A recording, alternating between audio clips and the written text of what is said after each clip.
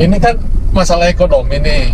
Pasar-pasar orang Padang tuh kan banyak berdagang. Ya, pedagang kan. Gimana tuh info-info dari Kayak- saudara-saudara Kayak di orang Tanah yang- Abang, Ya, kayak gitu. Tanah tuh. Abang Jakarta Pasar tuh. baru Pasar gitu baru. kan. Udah banyak teriak loh sekarang. Banyak yang teriak. Teriak tuh kenapa? Karena yang sepi gitu jualan. Selamat datang di Podtrip Podcast sambil ngetrip.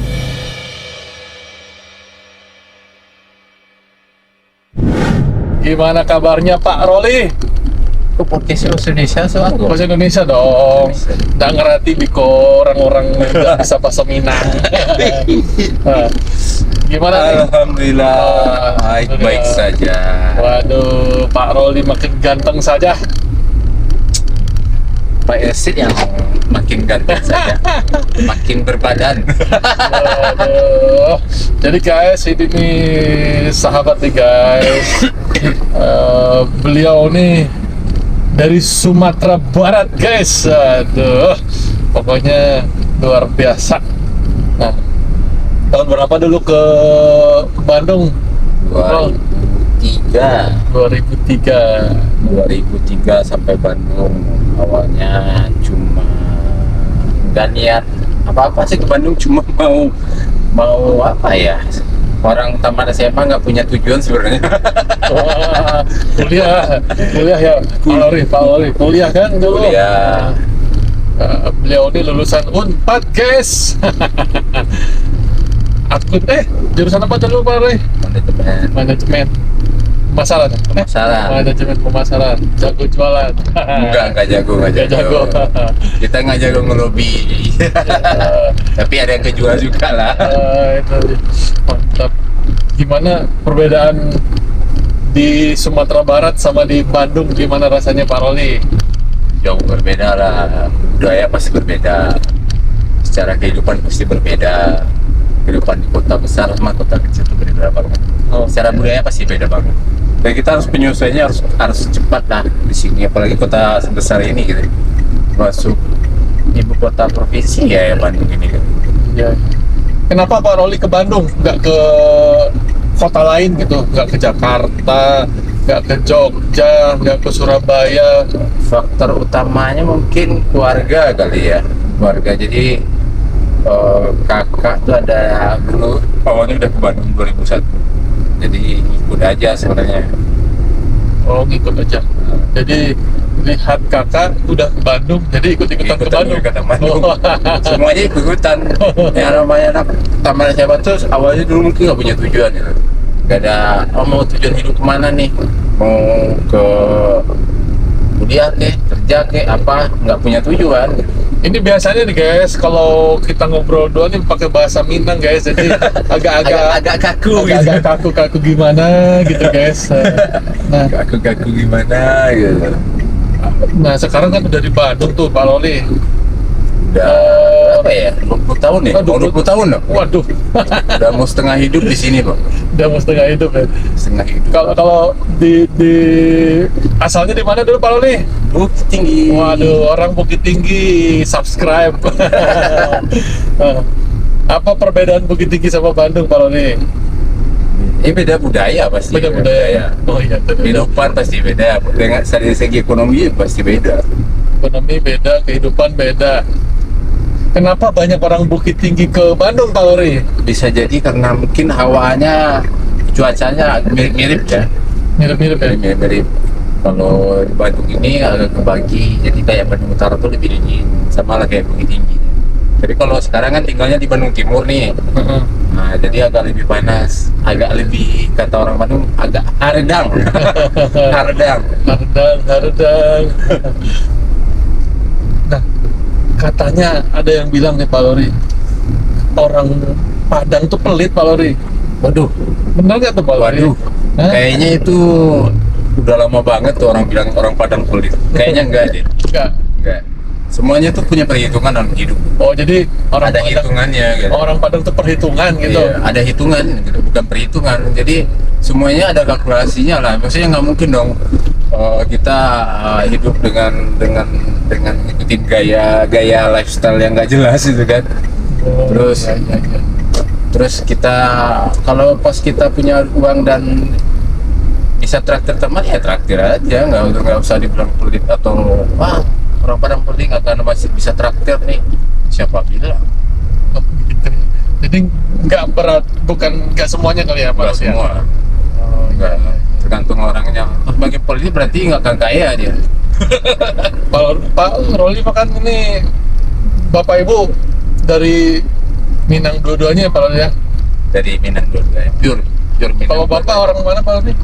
ya orang namanya daerahnya Kayu Tanam. Kayu Tanam. Kalau Ibu? Kayu Tanam juga. Oh, jadi orang Kayu Tanam. Tapi saya lahir dan besar di Bukit Tinggi. Oh, gitu. Iya, iya. Di kota Bukit Tingginya. Kayu Tanam tuh ada yang terkenal di situ. Siapa? Duren. Ah, Duren. Bukan pahlawan, ada his. Ada Mama Yamin. Hah? Muhammad Yamin. Mama Yamin. Oh, Muhammad Yamin itu kelahiran Kayu Tanam. Iya, Oh, ada tuh. Tapi pahlawan orang nasional. nyangkanya nggak tahu tuh ya. Tapi orang ngaku dari Kayu Tanam. Oh. Tapi nggak tahu, nggak jelas juga sih sejarahnya gimana tuh. Memang kalau di makaminya itu di Talawi ya, Pak. Dari Talawi. Talawi itu daerah Sawah Lunto.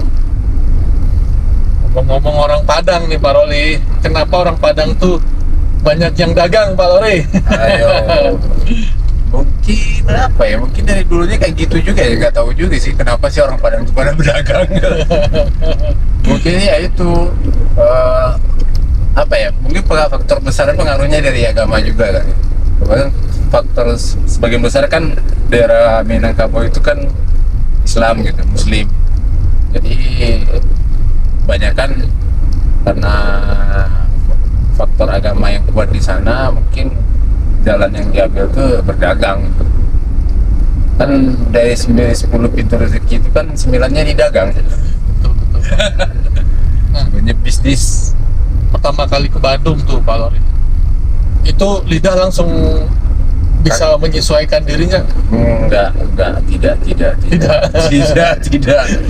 Wah, kaku. Kaku. Berapa lama penyesuaian itu? Wah, lama bang. Lumayan lah, masih dengan rasa masakan yang berbeda, terus dengan bahasa yang berbeda. Itu ditanya dengan lidah juga kan? Iya kan, kaku kan, bahasa di sini kan lebih kalem gitu ya, istilahnya lebih halus gitu. Kalau di Padang tuh kita ngomong lebih semangat. Oh, lebih keras gitu ya? Keras enggak, tapi semangat apa ya, penekanan vokalnya berbeda. Oh iya. Vokalnya tahun mau menjelang pilpres nih. Pilpres nih. Pilpres nih. Pak Lori senang banget ngomongin politik nih. Politik bahaya ekonomi nih, menjurang-jurang ini. agak pinggir jurang dikit lah ya gitu kan. Nah, ada 3 calon nih Pak Lori. Gimana menurut Pak Lori ini? Ada 3 calon. 3 calon ini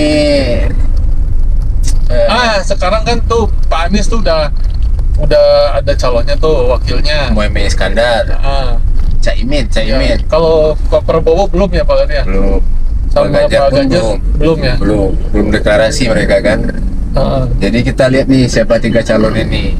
Kalau Saya lihat sih, kalau mungkin dari daerah kampung saya ya, dari Sumatera Baratnya mungkin lebih besar ya, kayaknya Anies kayaknya.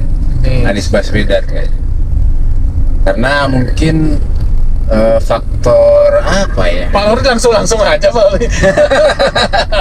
Harus langsung. Oh iya.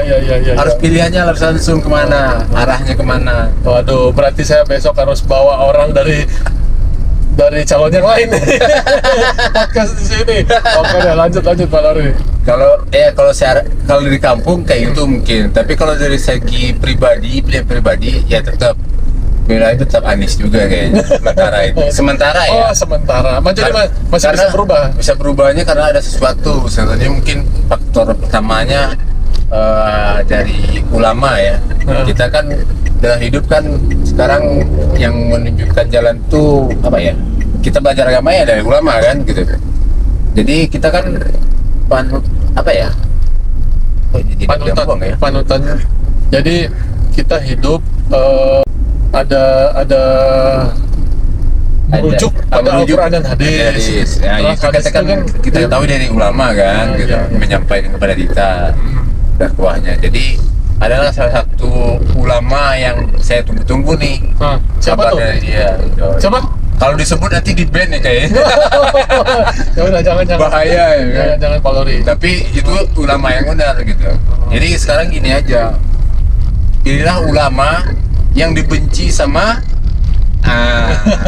gitu. Dibenci sama siapa Pak Lori? Curang lagi Pak Lori. Aduh. Enggak, bukan dibenci. Orang yang dimusuhi ya itu ulama yang benar gitu. Aduh. Kan banyak. Jadi sekarang ini ya apa ya? Banyak yang jadi penjilat gitu. Aduh. Banyak yang jadi penjilat sekarang ini. Nah, sekarang kan bulan September nih Pak Roli. Biasanya bulan September ini identik sama 30 September, G30 SPKI, ya. Gestapu, gerakan 30 September. Itu harus waspadai juga tuh. Karena ada Neo PKI sekarang, ayo. Curang lagi. Ini PKI gaya baru sekarang namanya kan? Iya, iya. Ada loh salah satu anggota DPR nya ngomong, saya bangga loh jadi anak PKI. Bahaya itu. Bahaya ya. Mereka dulu membantai siapa gitu. Nah, Pak Loli, kayaknya kita deg-degan nih ngobrolnya nih. Salah ngundang ini. Salah ngundang narasumber. Kita ke mana lagi nih ngobrolnya nih? Nah, Ya tentang ekonomi lah sekarang. Ekonomi, Contohnya ya. gini, banyak loh sekarang contoh yang berita-berita sekarang tuh yang apa ya tentang vendor-vendor BUMN yang tidak dibayar sama BUMN. waduh. Nah, ayo. Ke jurang lagi. Kurang lagi. Emang iya kan kenyataannya sekarang gitu kan? Iya, iya, iya. Ayo nih BUMN, ayo Pak Erik, ayo bayar tuh vendor-vendornya. Masa orang udah ngerjain, udah gadain rumah, tapi nggak dibayar juga kan? Ada yang setahun, 2 tahun, ada yang sampai 10 tahun loh nggak dibayar sama vendor. Ayo sama BUMN-nya. Gimana tuh hitungannya itu? Kemana duitnya? Memang nih temen aku yang satu ini guys cocoknya jadi anggota DPR. Tidak. Aduh. Nah, ini kan masalah ekonomi nih. Pasar-pasar orang Padang tuh kan banyak berdagang. Ya, pedagang kan. Nah, gimana tuh info-info dari Kayak- saudara-saudara Kayak di orang- Tanah Abang, Ya, kayak gitu. Tanah Abang Jakarta Pasar tuh. baru Tanah gitu Baru. kan. Udah banyak teriak loh sekarang. Banyak yang teriak. Teriak tuh kenapa? Karena yang sepi gitu, jualan. Faktor utamanya sekarang salah satu bikin sepi itu e-commerce tuh, masalah e-commerce. Iya, e-commerce itu kan nggak punya aturan yang jelas. Nggak punya aturan yang apa ya, melindungi sebagai penjual tuh nggak ada. Contohnya di e-commerce itu kan sebagai produsen tuh langsung ngejual barang, bisa ngejual barang. Distributor bisa langsung ngejual barang. Dulu kan namanya pasar itu kan ada jalurnya kan, produsen, distributor sama retail kan. Sekarang langsung putus gitu. Nggak ada namanya retail lagi. Jadi akibat itu ya harga-harga rusak kan pastinya. Persaingan harga nggak ada kan. Persaingan harga jadi nggak benar. Karena kan nggak barang ini nggak di penyuplainya nggak langsung ke konsumen gitu. Jadi nggak ada regulasi yang bagus di e-commerce itu sekarang. Jadi solusinya? Ya solusinya harus bikin kebijakan lah yang menguntungkannya bagi yang para UMKM atau retail gitu. Dulu kan ada regulasi itu kan, dulu kan ada tuh. Saya nggak tahu pasal apa gitu ya, tapi dulu ada menjelaskan kalau si produsen nggak bisa langsung jual barang. Produsen harus menyalurkan barangnya pakai distributor. Makanya ada distributor kan. Terus gunanya apa dong distributor kalau misalnya produsen langsung jual barangnya ke konsumen? Yang ada apa? Yang ada si retail nggak bisa hidup kan? Dia nggak bisa bersaing dengan harga kan? Oh iya betul. Benar juga ya Pak Loli. Pak Loli tahu dari mana yang kayak gitu Pak Loli? Oh, Pak Loli kan kuliah ekonomi ya. Aduh. Susah saya sekarang. lupa. Jadi di e-commerce tuh nggak ada kebijakan yang tepat buat UMKM sekarang. Iya, iya, iya. Sekarang Indonesia tuh berdiri karena apa? Ekonominya. Bukan pengusaha besar, bukan tambang, bukan itu. Tapi karena UMKM, 70%-nya penggerak ekonomi itu UMKM. Tapi nggak dilindungi loh pada masa sekarang. Ayo, pinggir jurang lagi nih. Aduh, jurang terus Pak Roli. Oke deh, kalau gitu kita nanti lagi ngobrolnya Pak Roli. Aduh, ngeri nih ngobrol sama Pak Roli nih. Tapi memang berbobot sih guys, benar juga sih. Nah, nanti kita ngobrol lagi sama Pak Roli di waktu dan kesempatan yang lain. Karena ini udah mau nyampe guys. Oke guys, ada pesan-pesan terakhir Pak Roli?